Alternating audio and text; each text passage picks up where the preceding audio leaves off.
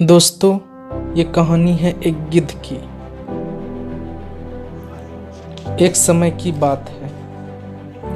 एक बार गिद्धों का एक झुंड उड़ता उड़ता एक टापू पर जा पहुंचा। वह टापू समुद्र के बीचों बीच स्थित था।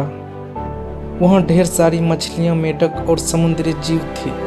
इस प्रकार गिद्धों को वहां खाने पीने की कोई कमी नहीं थी। सबसे अच्छी बात यह थी कि वहाँ गिद्धों का शिकार करने वाला कोई जंगली जानवर नहीं था। गिद्ध वहाँ बहुत खुश थे। इतना आराम का जीवन उन्होंने पहले देखा नहीं था। उस झुंड में अधिकांश गिद्ध युवा थे। वे सोचने लगे कि अब जीवन भर इसी टापू पर रहना है, यहाँ से कहीं नहीं जाना, क्योंकि इतना आरामदायक जीवन कहीं नहीं मिलेगा। लेकिन उन सब के बीच में एक बूढ़ा गिद्ध भी था।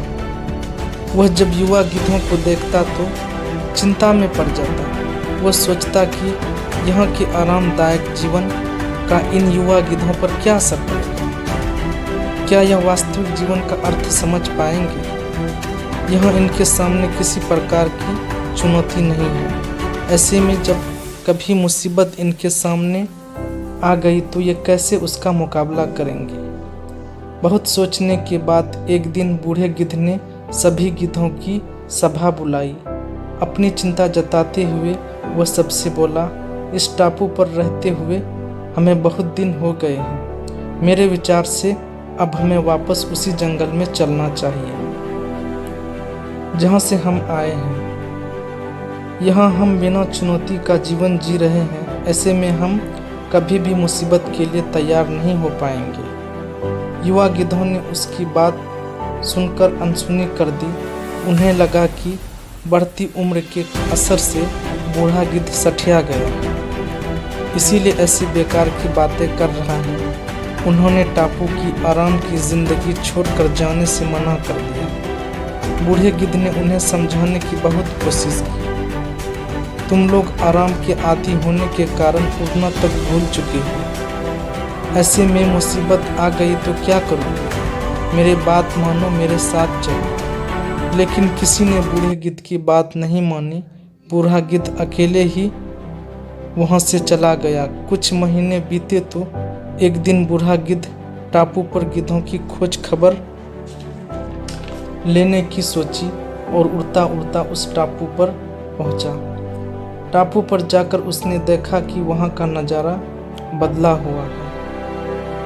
जहाँ देखो वहाँ गिद्धों की लाशें ही लाशें पड़ी थी। कई गिद्ध लहूलुहान और घायल पड़े हुए थे।